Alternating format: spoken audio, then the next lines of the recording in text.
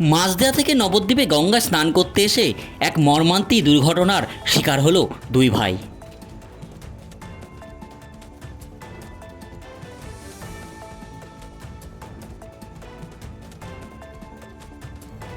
মাঝদিয়া থেকে নবদ্বীপে গঙ্গা স্নান করতে এসে জলে তলিয়ে গেল দুই ভাই।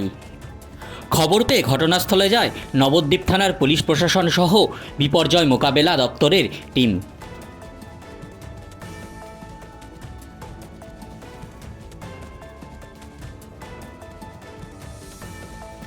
জানা যায় এদিন দুপুরে নবদ্বীপের গঙ্গায় স্নান করতে আসেন মাঝদিয়া থেকে চার যুবক। সেখানেই চারজনই গঙ্গায় স্নান করতে নামলে অসাবধানতায় তারা জলে তলিয়ে যায়। তলিয়ে যাওয়া দুই যুবকের নাম নিলয় বিশ্বাস ও নীলেশ বিশ্বাস। সম্পর্কে তারা দুই ভাই। মাঝদিয়া থেকে এসেছিলাম, কৃষ্ণগঞ্জ মাঝদিয়া থেকে আমরা চারজন এসেছিলাম। আমরা এসেছি তাও 1:30 নাগাদ। স্নান করছিলাম, হট করে স্নান করতে করতে একজন আগে জলে চলে যায়, একজন বাচ্চা থেকে আর একজন যায়, আমাকে আবার যায়, আমাকেও টেনে নেয় সাথে সাথে। আমি কোনো রকম জল থেকে উঠে আসি। যারা জলে তলিয়ে গেছে তাদের নাম? একজনের নাম নিলয় বিশ্বাস, একজনের নাম নীলেশ বিশ্বাস। একজনের তো 26, একজনের 23, একজনের পড়াশোনা, একজনের ব্যবসা করে। মাঝদিয়া সুদীপ দে, একজনের বন্ধু হয়। স্থানীয়রা জানায় এদিন দুপুরে এদের জলে তলিয়ে যেতে দেখলেই তারা আপ্রাণ চেষ্টা করে তাদের বাঁচানোর। তবে দুর্ভাগ্যবশত চারজনের মধ্যে দুজনকেই বাঁচাতে তারা পেরেছে।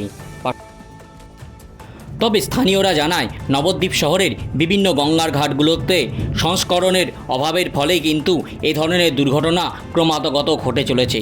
প্রায়শই নবদ্বীপ শহরের বিভিন্ন গঙ্গার ঘাটে কখনো পর্যটক, কখনো স্থানীয় বাসিন্দা গঙ্গায় স্নান করতে নামলেই তলিয়ে যায় বিভিন্ন সময়।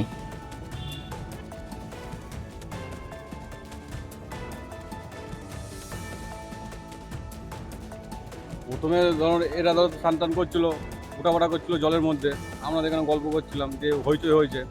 তারপরে যাই হোক এই দিদিটি আমাকে ডাক দিল যে হইচই হয়েছে, ভাই তুই দেখ তো কী হয়েছে। আমি আমার এখানে টোটো নিয়ে এখানে দাঁড় করে দেখি এই পরিস্থিতি। দেখ আমি মোবাইল টাকা পয়সা ছুড়ে দিয়ে আমি বাঁচাতে গেছি।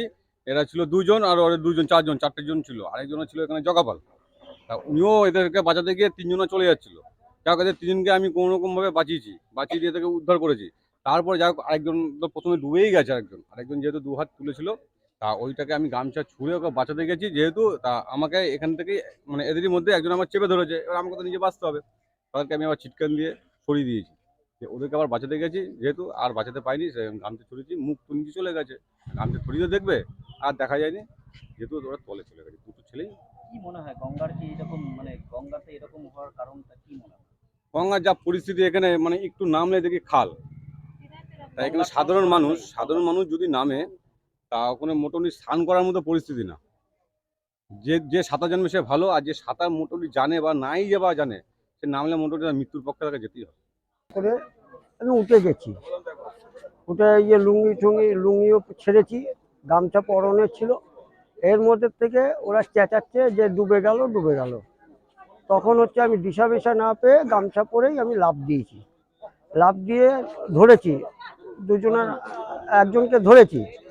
ধরার পরে সে কি করেছে আমাকে জাপটে ধরেছে। হ্যাঁ, জাপটে ধরে পরে এবার আমি জল খেয়েছি। জল খেতে খেতে আমিও নিজে তখন হচ্ছে আরেকজনকে বলছি যে আমাকে গামছা দে। হ্যাঁ, তখন উপর থেকে ভোলা বলে একটা ছেলে গামছা দিল, যে ওর গামছা ধরে আমি উঠে পড়লাম। হ্যাঁ, ওখানটায় মানে খানিকটা গেলে ডিপ, জায়গাটা সমান নেই।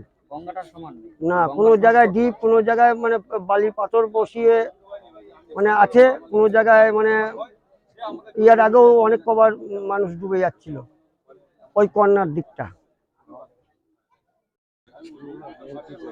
আপনি এখন কি চাইছেন? আমি চাইছি যে এখানটায় একটা ঘাটটা যেইভাবে পরিস্থিতিতে রয়েছে, প্রায় এই জিনিসগুলো হচ্ছে, তাই ঘাটটা নিরাপদ নেই। এই ঘাটটা দুদিন, এই পয়লা বৈশাখের দিনও একজনা ডুবে যাচ্ছিল, তাকে বাঁচানো হয়েছে। তারপরেও একবার একজনকে, দুজন মেয়ে ছেলে ডুবে যাচ্ছিল, তাকে বাঁচানো হয়েছে। এই ঘাটটা নিরাপদ নেই, এই ঘাটটা যত তাড়াতাড়ি শীঘ্র সংস্কার করতে হবে। আমার নাম জগদীশ পাল।